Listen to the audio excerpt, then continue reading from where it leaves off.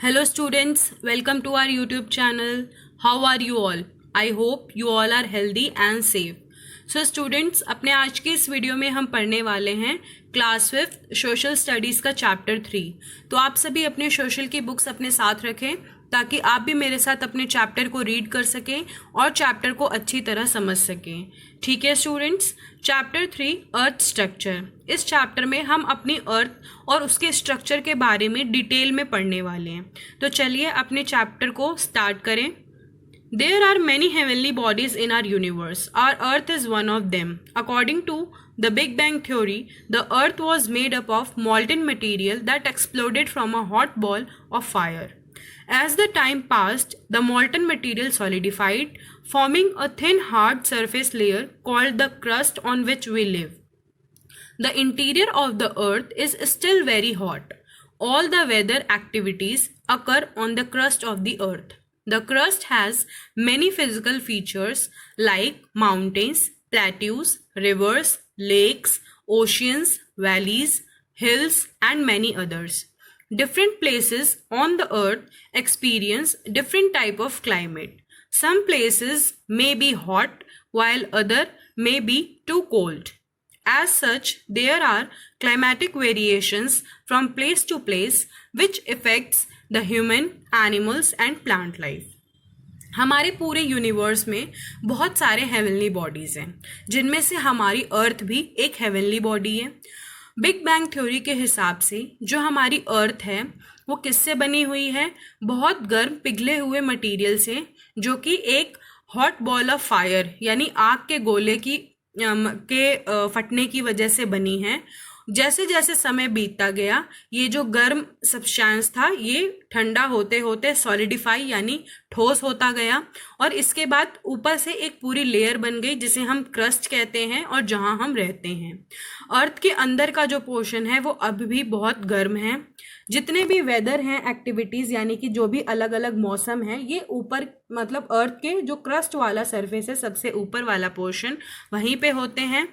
Crust पे बहुत सारे फिजिकल फीचर्स हैं, जैसे कहीं ऊंचे पहाड़ हैं, कहीं पठारी है, पठारी क्षेत्र है, कहीं नदियां हैं, कहीं तालाब, कहीं पे समुद्र और कहीं घाटियां। ठीक है, अलग अलग जो जगहें हैं अर्थ पर अलग अलग तरह के क्लाइमेट वहाँ पर प्रेजेंट हैं।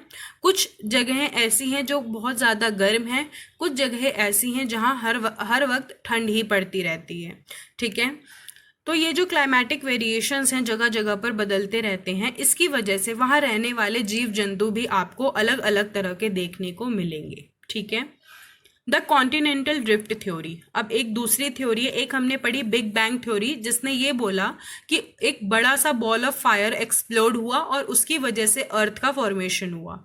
अब कॉन्टिनेंटल ड्रिफ्ट थ्योरी पढ़ते हैं। More than 200 million years ago, on the surface of Earth, there were no continents and oceans. All the land masses together formed a supercontinent known as Pangaea.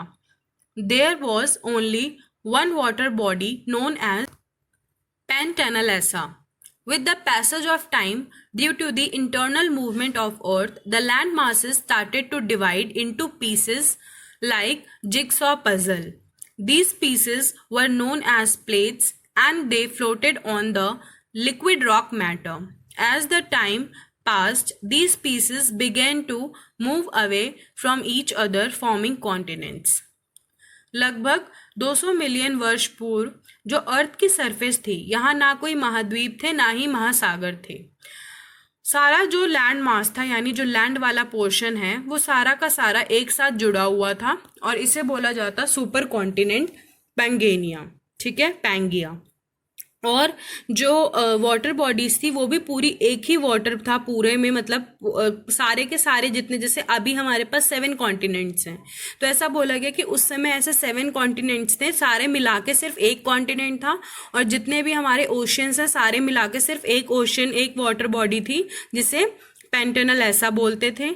जैसे जैसे समय बीतता गया अंदर अर्थ के अंदर होने वाली मूवमेंट्स की वजह से ये जो लैंड मासेस थे ये टुकड़ों में बंटना शुरू हो गया और ये टुकड़े अलग अलग इधर उधर तैरते हुए गए और फिर इन्होंने अलग अलग महाद्वीप बनाए, कॉन्टिनेंट्स बनाए।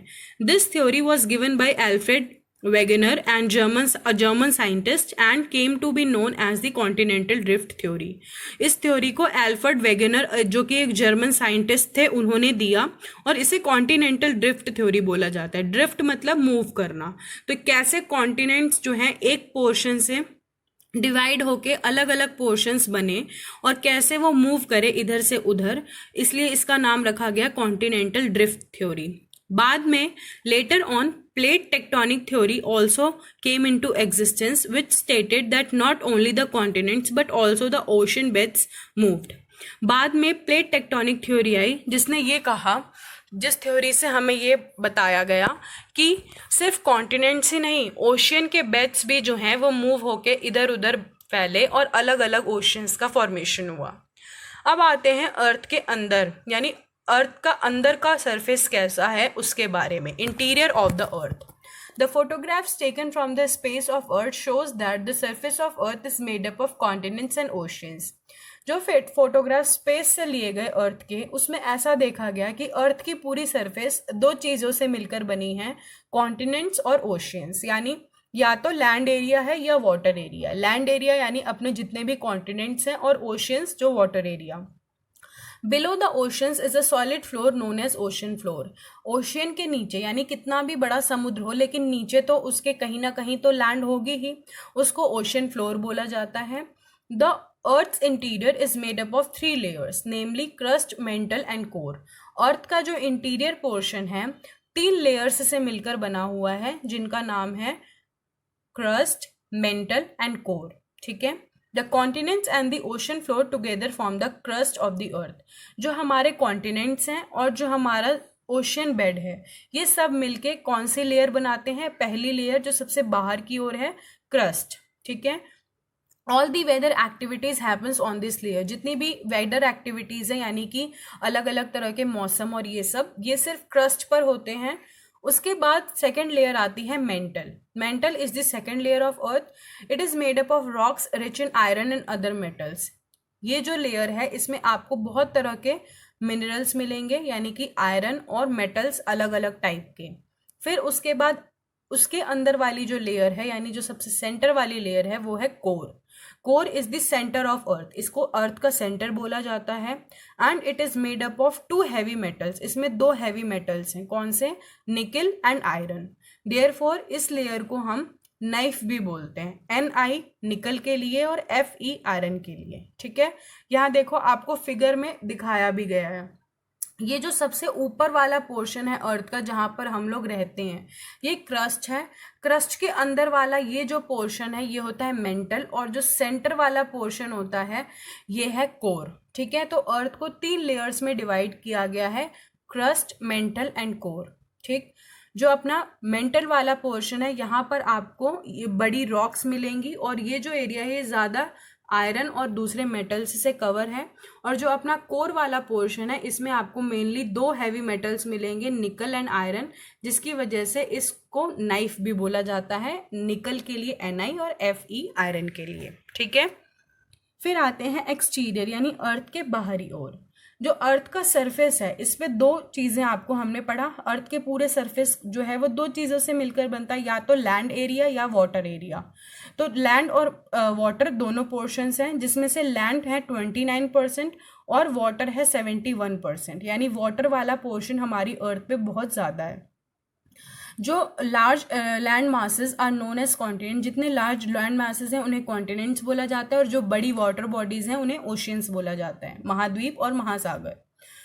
अगर हमारे पूरी अर्थ पर टोटल 7 कॉन्टिनेंट्स हैं और 5 ओशियंस हैं. ठीक है. हमारे पास 7 कॉन्टिनेंट्स हैं and 5 oceans are present on the surface of अर्थ.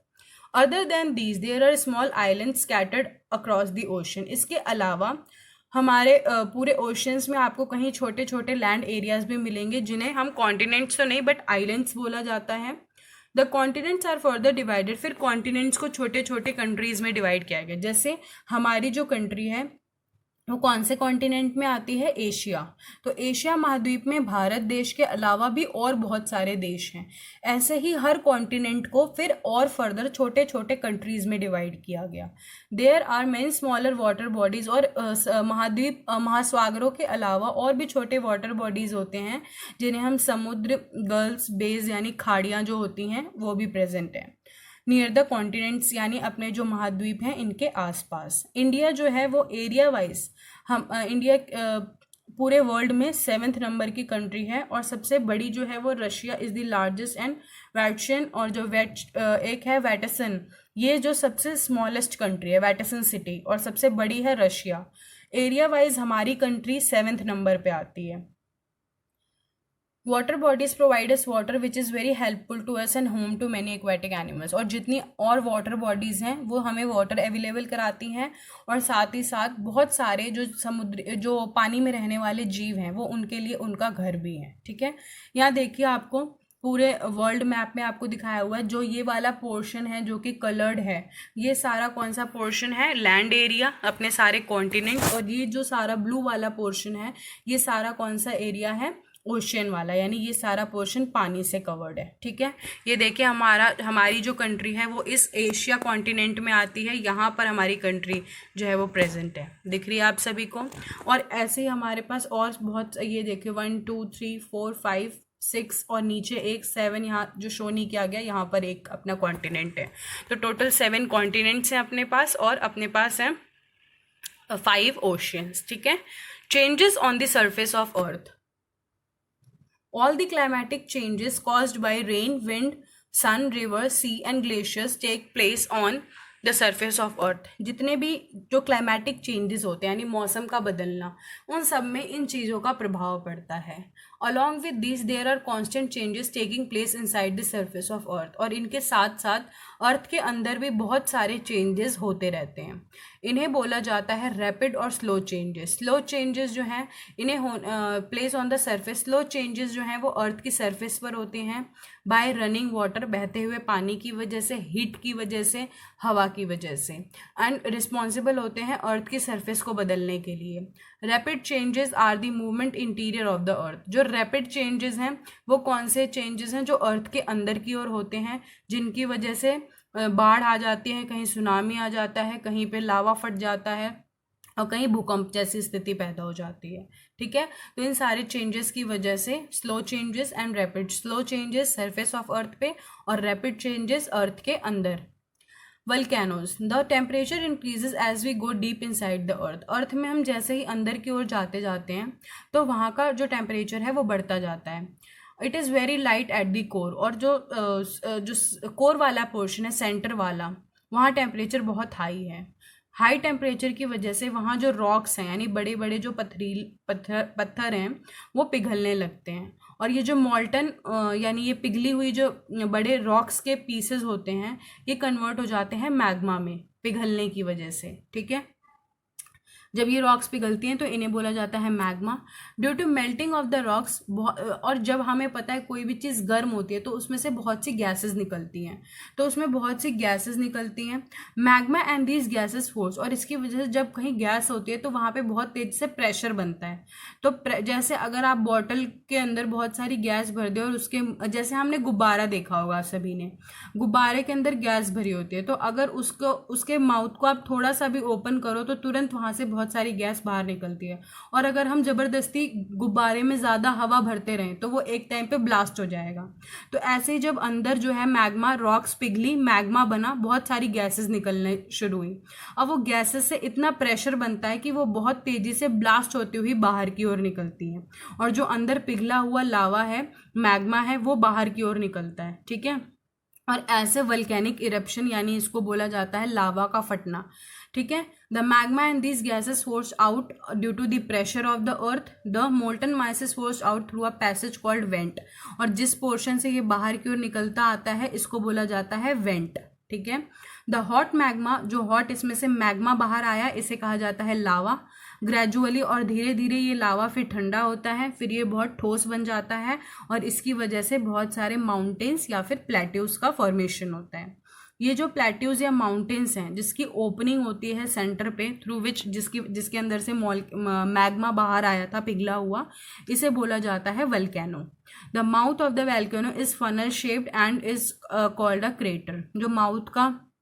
जो इसका वल्केनो का माउथ होता है वो फनल शेप यानी कि कीप जैसा होता है और इसको बोला जाता है क्रेटर। ठीक है, तो आपको समझ आया, जो अर्थ के अंदर टेम्परेचर ज़्यादा होने की वजह से रॉक्स पिघली, मैग्मा बना, उसमें से गैसेस रिलीज हुई, गैसेस रिलीज होने से प्रेशर बढ़ा और वो एकदम से फट के बाहर की ओर आई, और वो पिघला हुआ लावा जब बाहर निकला धीरे धीरे वो ठंडा होता है और फिर सॉलिडिफाई होके माउंटेन्स या प्लेट्यूज का फॉर्मेशन करता है। ठीक है, नेक्स्ट है अर्थक्वेक्स यानी भूकंप।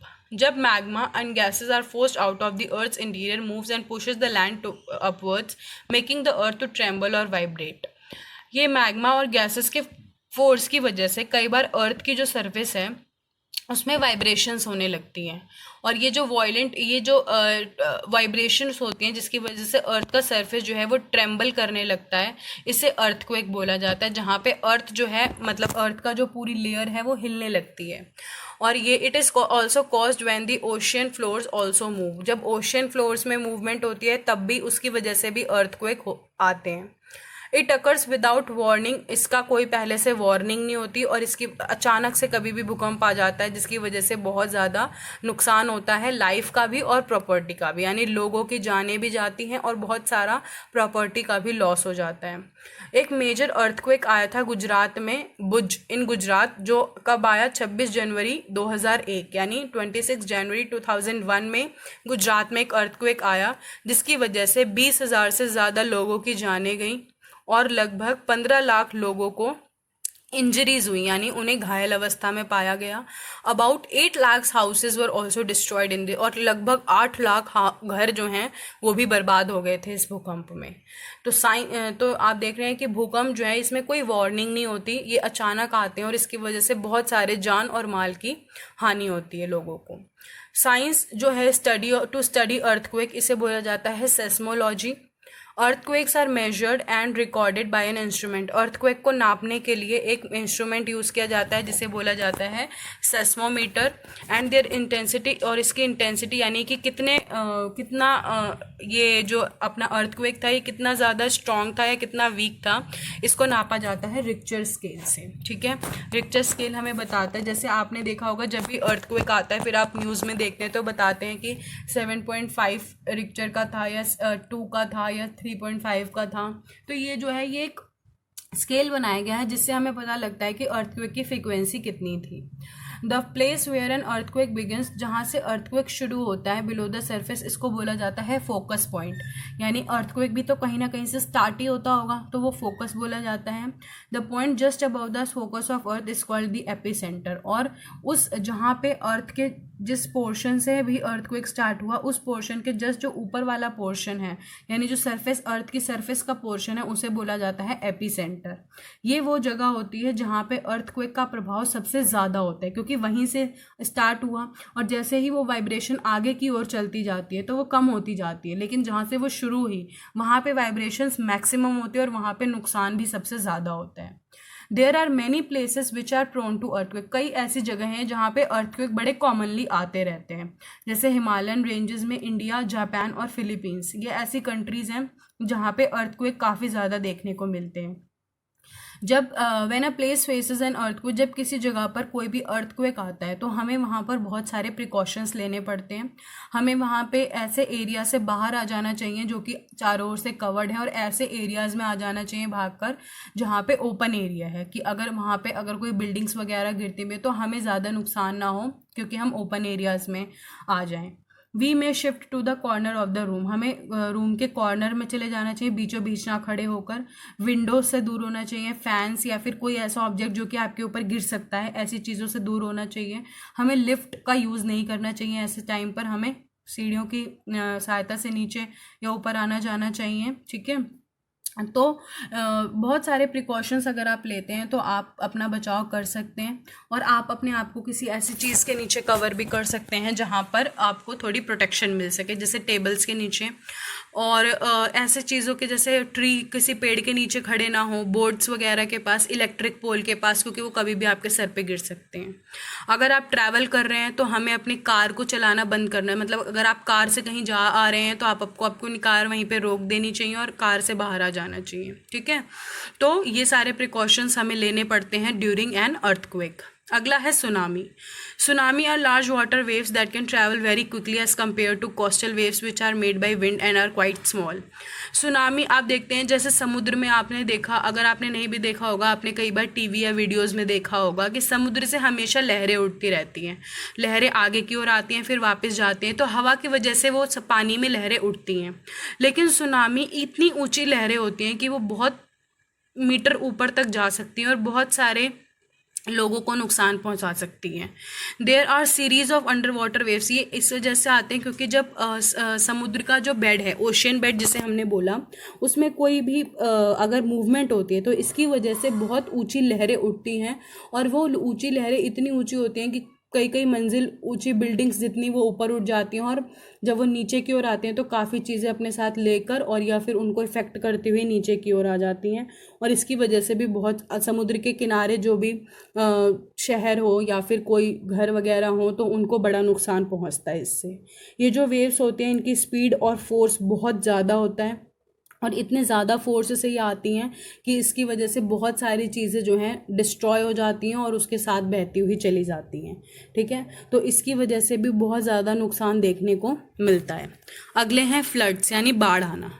जब वाटर बॉडीज जैसे कि अपनी नदियां हैं, तालाब हैं, इनके ऊपर पानी इतना आ जाए कि अपनी सतह से बाहर आ जाएं तो हम बोलते हैं कि बाढ़ आ गई उस एरिया में। जब वाटर ओवरफ्लो करता है, किनारों से बाहर की ओर निकल के ज़मीन पर आ जाए तो हम कहते हैं उस एरिया में बाढ़ आ गई। अभी आप देखोगे असम और बिहार में, आपने न्यूज़ में देखा होगा, वहाँ पर नदियों की वजह से काफ़ी ज़्यादा एरियाज़ में जो है इफ़ेक्टेड हैं, फ्लड प्रोन एरियाज़ हैं, और वहाँ पे बहुत ज़्यादा जो है दिक्कत हो रही है लोगों को क्योंकि उनके घरों तक पानी आ गया है, ठीक है। फ्लड्स जो हैं का ड्यू टू बहुत सारे कारणों की वजह से फ्लड्स आ सकते हैं। कई बार हैवी रेनफॉल की वजह से ही फ्लड आ जाता है, कई बार लैंडस्लाइड्स भी इसका एक कारण होते हैं, ठीक है। इसमें cyclones and tsunamis in coastal region, melting of snow and ice on mountains, strong winds like typhoons and storm in seas can also cause floods. Tsunami भी इसका एक कारण हो सकता है, आइस पिघलना माउंटेन्स की, ये भी इसका एक कारण हो सकता है। और कई बार टाइफून्स जो है, समुद्र में आने वाले जो तूफान है, इनकी वजह से भी पानी जो है वो बहता हुआ बाहर की ओर आ जाए तो इसकी वजह से भी फ्लड जो है वो देखने को मिल सकता है हमें, ठीक है। तो फ्लड के काफ़ी सारे कारण हमें यहाँ दिए गए हैं। इनमें से जो सबसे ज़्यादा मेन है या जो ज़्यादा कॉमन कारण है वो है हैवी रेनफॉल। नॉर्थ इंडिया में जो हमारा पोर्शन है वो ज़्यादातर इसकी वजह से ही फ्लड से इफ़ेक्टेड हो जाता है। पेनिनसुलर कंट्री होने की वजह से इंडिया जो है वो 3 साइड से वाटर बॉडीज से कवर्ड है, Arabian sea, bay of Bengal और इंडियन ओशियन। हमारे तीनों साइड वाटर बॉडीज से कवर्ड है और यहाँ पर जो है फ्लड्स इसलिए काफ़ी कॉमन है। फ्लड्स ऑल्सो कॉज, फ्लड्स की वजह से भी बहुत सारी जान और माल की जो है वो हानि होती है।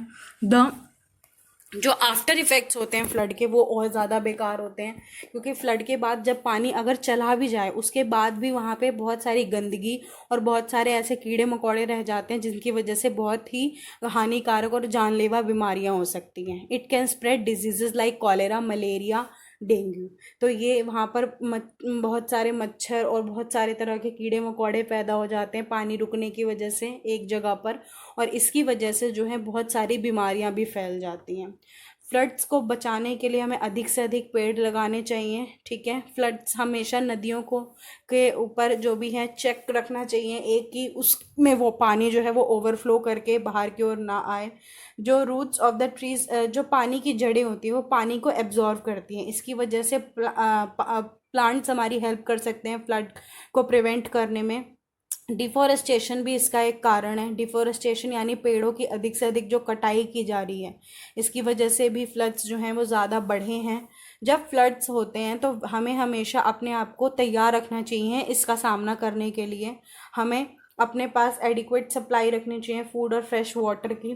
फर्स्ट, क्योंकि जब भी आज के टाइम पे तो हमारे पास इतनी सारी टेक्नोलॉजीज़ हैं कि हमारे मौसम विभाग से पहले ही पता लग जाता है अगर कहीं हैवी रेनफॉल या कुछ ऐसी चीज़ें होने वाली हैं।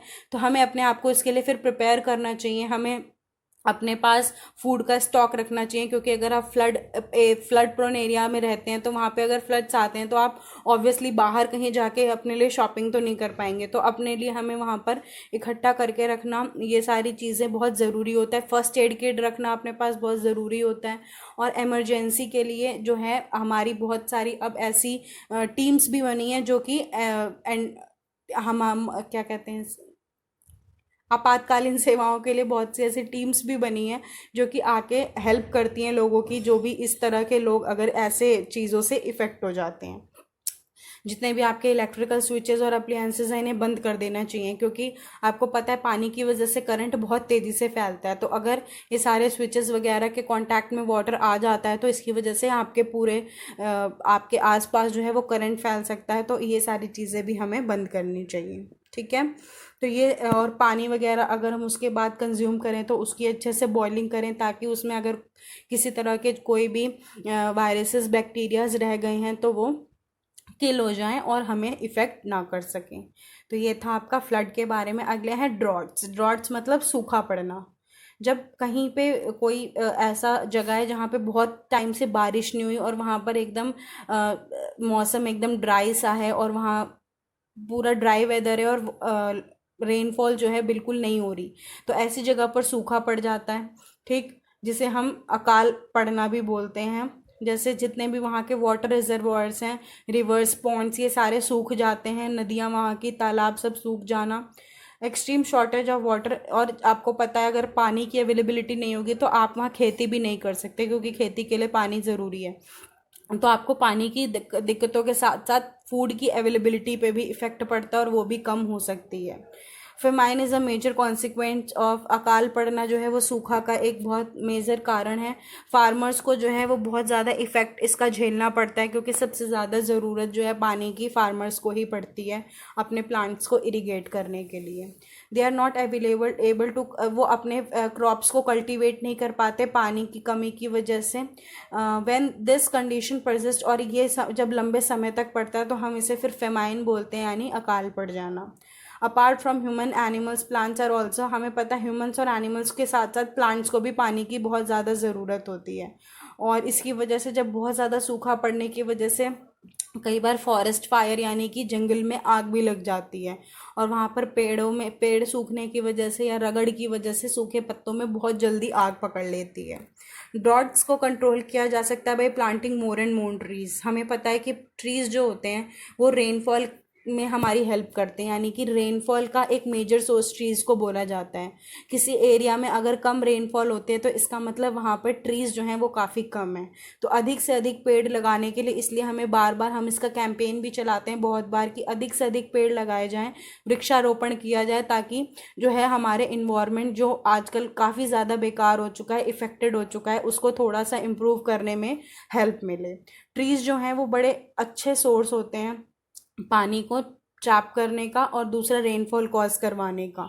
तो ये एक तरीका है। दूसरा, construction of water reservoirs and dams. Water reservoirs बना के जगह जगह बांध बनाकर भी एग्रीकल्चर और इलेक्ट्रिसिटी के लिए हेल्प मिल सकती है हमें। इम्प्लीमेंटेशन, लोग जगह जगह पर अगर रेन वाटर हार्वेस्टिंग करें, यानी कि बारिश के पानी का बचाव और उसका संरक्षण कर कर भी अपनी समस्याओं को दूर कर सकते हैं। और alternate farming and growing crops like millet, sorghum, maize, which are drought resistant, help a lot during drought season। और कुछ ऐसी फसलें जिनको जो कि ड्रॉट रेजिस्टेंट होते हैं, यानी कि वो सूखे पड़ने पे भी इतनी ज़्यादा उनको नुकसान नहीं पहुंचता, तो ऐसी फसलों को अधिक से अधिक उगाया जाना चाहिए, ठीक है। तो ये आप, नेक्स्ट है cyclones. Very high speed winds that move in circles are known as cyclones. बहुत हाई स्पीड विंड्स जब एकदम ऐसा सर्कुलर मोशन में मूव कर, जैसा आपको फिगर में दिखाया गया हुआ है, ऐसा सर्कुलर मोशन में मूव करते हुए बढ़ती है, तो इसे बोला जाता है साइक्लोन, जिसे हम हिंदी में बोलते हैं चक्रवात। They are also accompanied by heavy showers. These winds may be very disasters and cause heavy damage to life and property. The coastal regions of India are affected by these winds. ये जो winds हैं ये इतनी ज़्यादा इनकी speed होती है और ये इतनी ज़्यादा हाई स्पीड से आने की वजह से बहुत ज़्यादा हानिकारक होती हैं और जानलेवा होती हैं। बहुत सारे अगर इनके रास्ते में लोग बाग आते हैं या फिर प्रॉपर्टीज़ आती हैं तो उनको भी नष्ट करती हुई ये चली जाती हैं और इससे भी बहुत सारे डैमेज होता है लाइफ को भी और प्रॉपर्टी को भी। जो हमारे तटीय क्षेत्र हैं यानी समुद्र से लगे वहाँ पर इस तरह की कंडीशन ज़्यादा देखने को मिलती है। उड़ीसा जो एक ऐसा स्टेट है जहाँ पर सबसे ज़्यादा जो है वो सफ़र करता है। पिछले साल भी उड़ीसा में वहाँ पर, इस बार तो मैंने आपको बताया जैसे मौसम विभाग जो है पहले इन चीज़ों की जानकारी दे देता है, तो काफ़ी लोगों को हमने पहले से ही प्रोटेक्शन दे दी थी ताकि वो इससे इफ़ेक्ट ना हो और बहुत सारे लोगों के घरों को पहले ही खाली करवा दिया गया था। तो उड़ीसा एक ऐसा राज्य है जहाँ पर ये आपको बहुत ज़्यादा इस तरह के चक्रवात साइक्लोन्स देखने को मिल सकते हैं। बहुत एक पावरफुल साइक्लोन आया था यहाँ 1999 मेंशन किया है 29 अक्टूबर। इसकी वजह से बहुत सारे लोगों की जानें गई थी और बहुत सारे लोगों के घर बर्बाद हो गए थे जिसकी वजह से वो बेघर हो गए थे। साइक्लोन के दौरान हमें अपने आप को प्रिपेयर करना चाहिए। कैसे? फर्स्टली हमें सबसे पहले तो हमें रेडियोज़ और टेलीविजन्स पे आने वाली वार्निंग को सुनना चाहिए। और कई लोग जो हैं वो ज़बरदस्ती कहते हैं नहीं हम अपना घर छोड़ के नहीं जाएंगे, लेकिन हमें इस तरह की ज़िद ना करते हुए मौसम विभाग की बात सुनते हुए उस जगह को खाली कर देना चाहिए ताकि कम से कम हम अपनी जानें तो बचा ही सकें। फिर वी शुड मूव टूवर्ड्स, हमें एक ऐसे पोर्शन में चला जाना चाहिए जहाँ पर जो है इसका इफ़ेक्ट कम से कम मिले। हमें अपने आप को खिड़कियों और इन सब से दूर रखना चाहिए।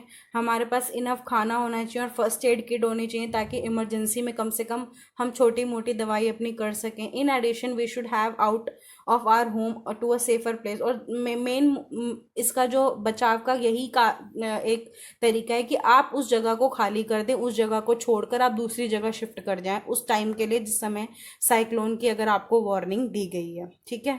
वरना इससे बचना जो है वो लोगों के लिए काफ़ी मुश्किल हो जाता है। तो ये था आपका कंप्लीट चैप्टर।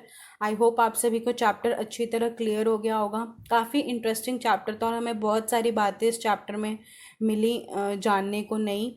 तो आप सभी चैप्टर की रीडिंग ज़रूर करना क्योंकि आपकी रीडिंग तभी इम्प्रूव हो पाएगी और चैप्टर आपको और अच्छी तरह क्लियर हो पाएगा। ठीक है students, thank you for watching the video.